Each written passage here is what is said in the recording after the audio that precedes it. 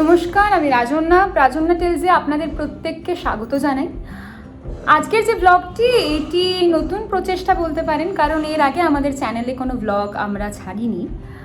আপনারা হয়তো জানেন বা অনেকেই জানেন না, আমরা কৃষ্ণের উপাসক, তাই আমাদের বাড়িতে প্রত্যেক বছর জন্মাষ্টমী হয় ভীষণ ধুমধাম করে। এবছর ইচ্ছা হলো যে আমাদের জন্মাষ্টমী আমরা আমাদের ভিউয়ার্সদের সঙ্গে শেয়ার করে নিই। তাই আমাদের জন্মাষ্টমীর বিভিন্ন মুহূর্ত, পুজো অনুষ্ঠান, আচার অনুষ্ঠান সব কিছু আপনাদের সঙ্গে শেয়ার করে নিলাম।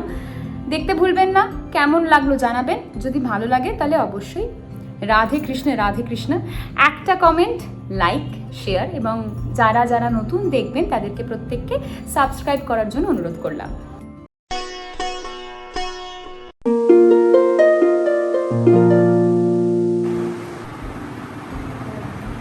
এখন আমরা বানাচ্ছি গোপালের জন্য নারকেল নাড়ু, এবং যিনি নারকেল নাড়ু বানাচ্ছেন তিনি আমার মা। কিরকম বানানো হচ্ছে ব্যাপারটা একবার দেখিয়ে দেওয়া হোক। আমি সঞ্চালককে অনুরোধ করবো। ফাটাফাটি। আমরা ছোটবেলায় বলতাম হাত ঘোরালে নাড়ু পাবে, হাত ঘোরালে নাড়ু পাবে। গোপাল কালকে জন্মগ্রহণ করছে, তাই এখন হাত ঘোরানো হচ্ছে, এবং কালকে গোপাল জন্মে যখন হাত ঘোরাবে ও নাড়ু পাবে। তাই গোপালের জন্য তৈরি হচ্ছে নারকেল নাড়ু। মায়ের হাতের নাড়ুর কিন্তু একটা আলাদা স্বাদ হয়। বাড়িতে পুজোর জন্য যে নাড়ুগুলো তৈরি হয় দেখবেন, সেই নাড়ুগুলোর টেস্টই আলাদা হয়। এখানে সবাই মিলে পুজোর কাজ ভাগ করে নিচ্ছে। প্রান্তিকও নাড়ু বানানোর কাজে হাত লাগিয়েছে। প্রান্তিকের নাড়ুগুলোও কিন্তু দেখবেন বেশ সুন্দর প্রচেষ্টায় গোল হয়ে উঠছে। সবাই মিলে নাড়ু বানানো হচ্ছে। এরপর হবে আলপনা পর্ব। প্রান্তিক কিছুটা আলপনা দিয়েছে, আমি কিছুটা আলপনা দিয়েছি। সবাই মিলেমিশে কাজ করেছি পুজোতে, খুব মজা হয়েছে।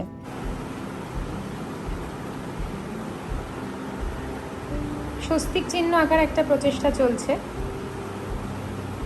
প্রান্তিক সেই প্রচেষ্টাতে পারদর্শিতা দেখানোর চেষ্টা করছে।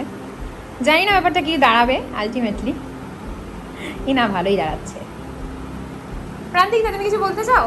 না, আমি এখন কনসেন্ট্রেট করে কিছু বলবে না? আমি স্বস্তিক চিহ্নতে কনসেন্ট্রেট করি। ঠাকুর দেবতার ব্যাপার তো, আমি খুব সিরিয়াস। ও আচ্ছা, ঠিক আছে। ঈশ্বর সাধনে আমি খুব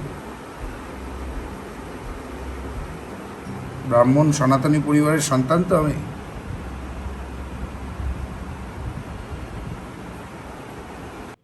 আলপনা তো হয়েছে, নাড়ুও তৈরি হচ্ছে ওদিকে, কিন্তু হঠাৎ করে বাবা বলল যে কয়েকটা জিনিস আনা হয়নি। তো সন্ধেবেলায় বাজারের ব্যাগ হাতে ঝুলিয়ে ঝুলিয়ে আমি আর বাবা দুজনে মিলে চললুম ওই খোয়া ক্ষীর, আখের গুড়, তারপর সুজি, চিনি এগুলো কিনে আনতে। জন্মাষ্টমীর দিন আমরা সবাই মিলে ঠিক করেছি যে লুচি, আলুর দম, ছোলার ডাল আর সুজির পায়েস হবে। এছাড়াও তো অনেক মিষ্টি রয়েছেই, সেটা আর না বললেই নয়। এই যে ফুলটা দেখতে পাচ্ছেন, এটার নাম হচ্ছে শালুক ফুল, যদি ভুল না হই। গোপালকে নাকি, যেহেতু ছোট্ট তো গোপালের জন্মদিন, তাই গোপালকে বেলুন দিতে হয়। কিন্তু আমাদের গোপাল নিজেই কোথা থেকে একটা ঘুড়ি জোগাড় করে নিয়ে এসেছে, আর ঘুড়িটা গোপালকে এনে দিয়েছে এনকে, অর্থাৎ নান্টু কাকা। মানুবিশি, ভালো করে মাখছো তো? একদম। এখানে চলছে তালের বড়ার প্রস্তুতি। হ্যাঁ, গোপাল যেরকম করাচ্ছে। তালের বড়ার প্রস্তুতি মানুবিশির দায়িত্বে, আর এদিকে অঙ্কিতা আন্টির দায়িত্বে মালপোয়া, খড়দার স্পেশাল মালপোয়া। না না, শরবত শুধু, আর কিছু। আর আমি যা মুখস্থ করেছি, ঠিক আছে, ও বাইরে পুরো যদি একটা ভুল বলেছো তোমার হচ্ছে না, দেখে বলতে হবে। দেখেই বলতে হবে। না দেখে পারবো না, মুখস্থ তো করিনি। যারা করে তারাও ভুল করে। না, মিষ্টি আজকে ভিজিয়ে তালের বড়া খেয়ে নন্দনাচিতে লাগে। তালের বড়া তো হচ্ছে, নন্দ উৎসবেও লাগবে এই তালের বড়া, কারণ সেদিন নন্দ খুব খুশি হয়ে সারা গ্রামে তালের বড়া নাকি সবাইকে বিতরণ করেছিলেন। মালপোয়াটা প্রথমে লুচির মতো লাগছিল, তবুও দারুণ খেতে হয়েছে। এখন বাজে 11:45 বাজে চললো। এখনো কিন্তু মালপোয়া আর তালের বড়া চলছে তৈরি। কালকে গোপালের খাবার সরঞ্জাম সব এই তৈরি হয়েছে ইতিমধ্যেই। মালপোয়া, 1 থালা মালপোয়া, এগুলো এবার চিনির রসে স্নান করবে। Good morning. আজকে হবে জন্মাষ্টমী পুজো। আজকে আকাশে একটু মেঘ আছে, আবার আকাশটা কিন্তু ভালোই নীল। আমাদের সঙ্গে থাকুন এবং দেখুন এবং গোপালের কাছে প্রার্থনা করুন। গোপাল কোনোদিন কারোর প্রার্থনা ফিরিয়ে দেয় না। এইবার ঠাকুরের ওই জায়গাটা যেখানে পুজো হবে সেটা সাজানো হবে, দেখতে থাকুন কি কি হয়। ঠিক যেমনটা বলেছিলাম, লুচি হবে, আলুর দম হবে, তারপর 5 রকমের সবজি ভাজা হবে, সেইগুলোর প্রস্তুতি চলছে। আর জোর দমে চলছে, সেটা আর বলার অবকাশ রাখে না। ওদিকে আমি আর অঙ্কিতা আন্টি আমরা ভাবলাম একটু ঠাকুরের পুজোর জায়গাটা সাজিয়ে নিই। তো আমরা গোপালের জামা, কোন জামাটা পরানো হবে সেটা ঠিক করছিলাম। অঙ্কিতা আন্টি ফুলের মালা গাঁথছিল বসে বসে, তারপর তুলসী পাতার মালা গাঁথা হয়েছে এবং ইতিমধ্যেই আমি গোপালকে সুন্দর করে জামাটা পরিয়ে সাজিয়েছি। কিন্তু গোপাল কি আর এই গরমের মধ্যে পাগড়ি মাথায় রাখে? একবার ছুঁড়ে ফেলে দিচ্ছে, খুলে ফেলে দিচ্ছে। সত্যি তো ওরও তো গরমই লাগছিল। তবুও সেদিন জন্মাষ্টমীর দিন একটু হাওয়া দিয়েছিল বলে গোপালকে তাও অত জামা কাপড় গয়নাগাটি পরিয়ে সাজিয়ে গুছিয়ে রাখা গেছে। গোপাল কিন্তু ঘড়িটা একদম হাতছাড়া করেনি।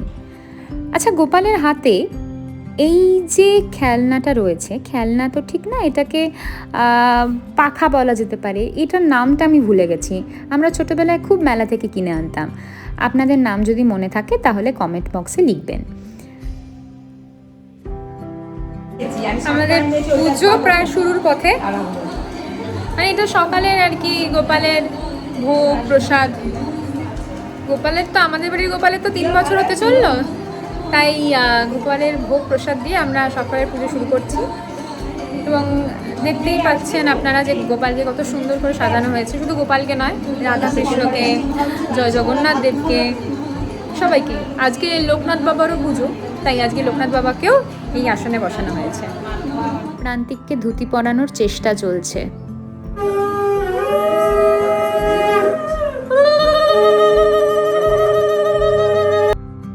প্রান্তিককে কিন্তু শেষমেশ ধুতি উত্তরীয় পরানো হয়েছে। প্রান্তিক কিন্তু প্রথমে সাউথ ইন্ডিয়ান স্টাইলে ধুতি পরে এসেছিল, তারপর বাবা ওকে ভালো করে এইরকমভাবে ধুতি পরিয়ে দিয়েছে। দুষ্টু, সবাই ওকে চেনে, আমার বোন। দুষ্টুও সাজুগুজু করেছে, কিন্তু দুষ্টুর একটা নেমন্তন্ন বাড়ি আছে, ও সেখানেও যাবে। আর আমরা এখানে পুজোয় বসে গেছি, প্রথম পর্বের পুজো। গোপালের প্রসাদে তালের বড়া, মালপোয়া, আর আমি বানিয়েছিলাম তালের কেক, সেগুলো সব চলে এসেছে। ঠাকুরমশাই শুরু করে দিয়েছেন পুজো। আর আকাশটা খুব সুন্দর লাগছিল ঘর থেকে, তাই আকাশের ছবিও কিছুটা তুলে নেওয়া হয়েছে। পুজো শুরু হয়ে গেল। আমাদের প্রথম পর্যায়ের পুজো শেষ হয়েছে। অনেকগুলো পর্যায়ে পুজো হয়, এবার বাকি পর্যায়ের পুজোগুলো বাকি রয়েছে। পুরোহিত মশাই বিশ্রাম করছেন আর বড় পুরোহিত জ্ঞান দিচ্ছেন। সবাই এখন প্রসাদ খাওয়া পর্ব চলছে।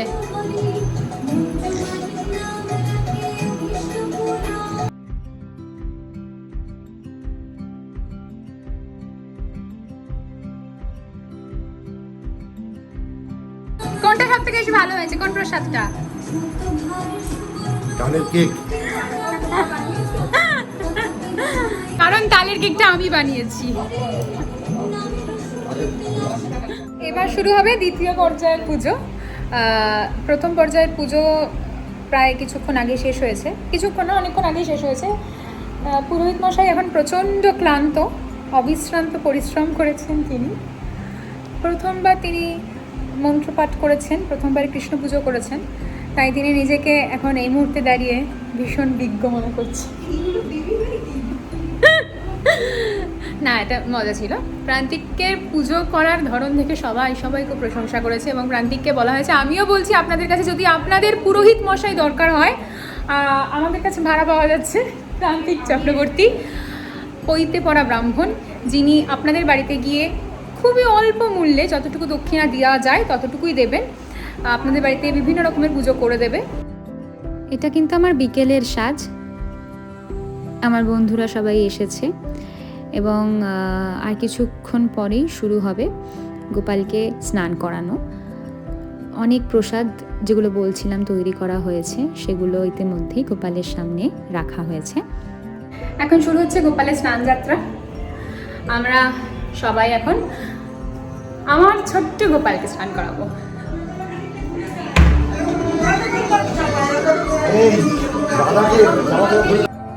ঠাকুরমশাই কিন্তু প্রথমবার পুজো করছেন, অথচ ভীষণ নিষ্ঠার সঙ্গে মন দিয়ে ভালোবেসে প্রাণ থেকে পুজো করছেন।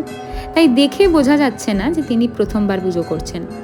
সব রকমের পদ্ধতি মেনে পুজো করার চেষ্টা করেছেন ঠাকুরমশাই, সেটা না বললেই নয়। আর এখানে গোপালকে খুব সুন্দর করে ফুলের বেশেও সাজানো হয়েছে। আমার অর্থাৎ আমার দিদা সেই ফুলের বেশটা নিয়ে এসেছিলেন, খুব সুন্দর লাগছিল। বিশ্বাস করুন, গোপাল আমার ছেলে বলুন, আমার ভাই বলুন, তার উপর একটা নজর লেগে যাচ্ছিল মনে হচ্ছে।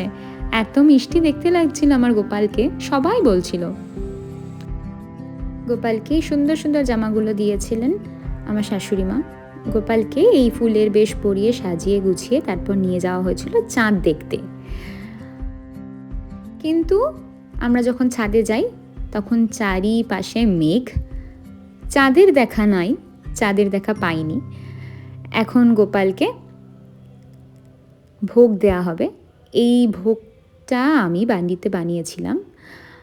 এটা হচ্ছে বিশেষ ধরনের মাখন। এই মাখনটা আপনারাও ইউটিউবে সার্চ করবেন, দেখবেন ঘির মধ্যে, গরম ঘিয়ের মধ্যে যদি একটু বরফ দিয়ে ঘষেন এই মাখনটা বানানো যাবে।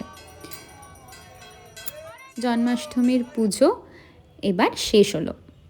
গোপাল কোল আলো করে মা যশোদার ঘরে এলো, বলা যায় সেটা। বামন ঠাকুরকে আমরা দক্ষিণা একটু কম দেব, কারণ ঘন্টা অন্যজন বাজিয়েছে। কিছুটা সময় আমি বাজিয়েছি, কিছুটা সময় আমার শাশুড়ি মা কাকিমা বাজিয়েছেন। তাই আমরা বামন ঠাকুরের থেকে কেটে নেব কিছুটা টাকা, পুরো টাকা দেওয়া হবে না। কেমন লাগলো আপনার পুজো করে? হরে কৃষ্ণ, হরে কৃষ্ণ। এই দিনটি হলো নন্দ উৎসবের দিন, অর্থাৎ জন্মাষ্টমীর পরের দিন। জন্মাষ্টমীর পরের দিন নন্দ উৎসবের মধ্যে দিয়ে শেষ হলো জন্মাষ্টমীর এই ব্লগটি।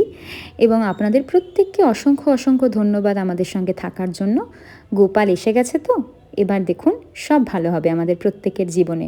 সকলের জীবনে গোপাল সুন্দর ভালো নতুন দিন আনুক, এটাই আমি চাই। সকলে ভালো থাকুন, সুস্থ থাকুন, দেখা হবে।